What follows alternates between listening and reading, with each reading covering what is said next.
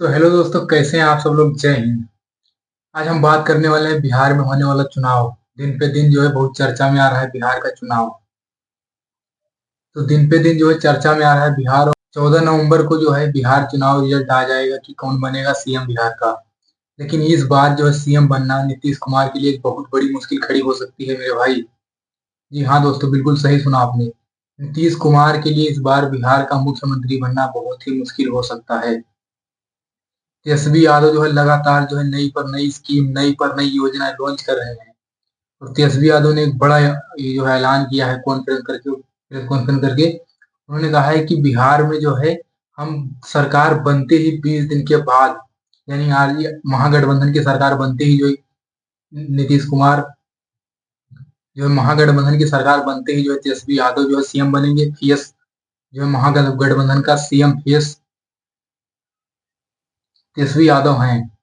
तेजस्वी यादव ने कहा है कि सरकार बनते ही हम 20 दिन के बाद, मतलब मुख्यमंत्री हम अगर बनते हैं तो बिहार में 20 दिन के बाद ही बिहार में आपको बदलाव दिखेगा। और वो बदलाव ये होगा कि हर एक घर में बिहार के जितने भी परिवार हैं, हर एक घर में सरकारी नौकरी देने का तेजस्वी यादव ने बहुत बड़ा वादा किया है। ये बहुत बड़ा वादा है और ये मुझे नहीं लगता कि ऐसा हो सकता है। लेकिन हाँ, हो सकता है, अगर सरकार चाहे तो कुछ भी हो सकता है। यूपी और जो बिहार है वो जो है मुख्यमंत्री के द्वारा चलता है, केंद्र शासित प्रदेश है। यानी वहां का मुख्यमंत्री जो चाहे वो कर सकता है, उसमें सरकार का इतना पावर नहीं होता है।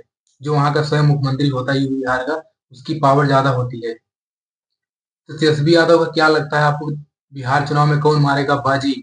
तेजस्वी यादव मार पाएंगे बाजी की नहीं? और नीतीश कुमार भी जो है काफी जो है स्कीम लॉन्च कर रहे हैं। लगातार तड़ी तड़ा योजनाएं चला रहे हैं नीतीश कुमार। नीतीश कुमार जो हर महिला को 10,000 रुपए जो है देने का वादा कर रहे हैं कि हर महिला को जो हम 10,000 रुपए देंगे रोजगार करने के लिए। और 10,000 रुपए से वो रोजगार करेंगे, जैसे ही थोड़ा उनका रोजगार आगे बढ़ता है हम 10,000 रुपए फिर दे, 10,000 रुपए से लेके 2 लाख रुपए तक नीतीश कुमार दे रहे हैं बिहार के लोगों को रोजगार करने के लिए।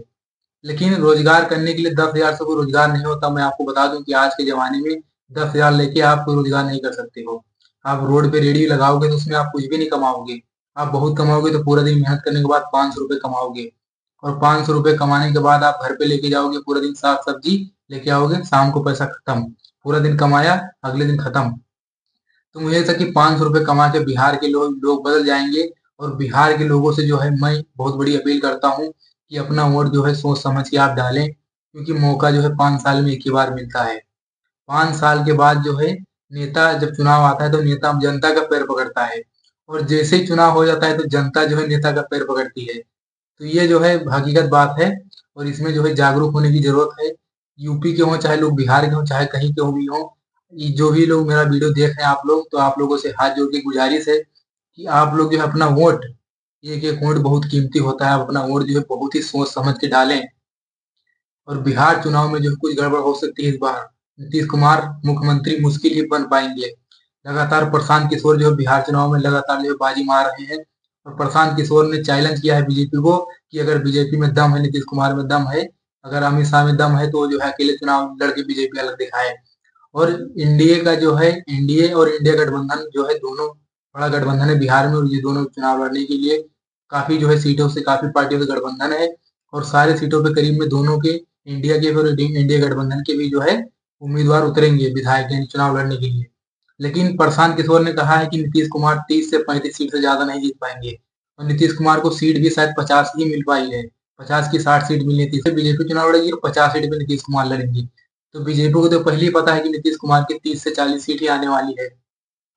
और नीतीश कुमार जैसे ही अगर बीजेपी को बहुमत मिलती है बिहार में तो नीतीश कुमार को तुरंत हटा दिया जाएगा सीएम पद से, जैसे हरियाणा में हुआ था। और दिल्ली में भी अचानक से रेखा गुप्ता को मुख्यमंत्री बना दिया गया। तो जैसे ही अगर बीजेपी को बहुमत मिलती है, और बीजेपी इसलिए नीतीश कुमार के साथ चुनाव लड़ रही है कि नीतीश कुमार का जो वोट है बीजेपी के साथ में आ जाए। और कैसे ही नीतीश, जैसे बीजेपी जीतेगी चुनाव बिहार में, अपना मुख्यमंत्री बनाएगी, नीतीश कुमार को हटा के साइड मारेंगे लोग। ये एकदम तय बात है। नीतीश कुमार को रखेंगे नहीं एनडीए गठबंधन में। तो दोनों जो है पार्टियां दावा जो है बड़ा बड़ा जो है ऐलान कर रही है, एनडीए और इंडिया गठबंधन। और असदुद्दीन ओवैसी भी जो है बड़ा दावा कर रहे हैं। असदुद्दीन ओवैसी ने चंद्रशेखर आजाद की पार्टी के साथ भीम आर्मी पार्टी चंद्रशेखर आजाद की, और उसके अध्यक्ष चंद्रशेखर आजाद हैं। और एमआईएम पार्टी और चंद्रशेखर आजाद की पार्टी से गठबंधन हुआ बिहार में। और एक तीसरी पार्टी भी है। तो ये तीनों पार्टियों का जो है गठबंधन हुआ है, ये लोग जो अपना अलग चुनाव लड़ रहे हैं। और एमआईएम पार्टी के असदुद्दीन ओवैसी हैं अध्यक्ष, एमआईएम पार्टी के असदुद्दीन ओवैसी जो अध्यक्ष हैं। तो एमआईएम पार्टी के जो है कम से कम 35 कैंडिडेट उतरेंगे चुनाव में, 35 प्रत्याशी जो चुनाव में उतरेंगे। और चंद्रशेखर आजाद के जो है कम से कम 15 से 20 प्रत्याशी उतर सकते हैं बिहार चुनाव में। तो क्या चंद्रशेखर आजाद भी जो है बाजी मार देंगे इस बार बिहार चुनाव में? और साथ मायावती भी लगी हुई है पूरा जोड़ों तोड़ों से। तो मायावती का तो फिर बात करने से कोई फायदा नहीं है, क्योंकि मायावती को कुछ मिलना है नहीं।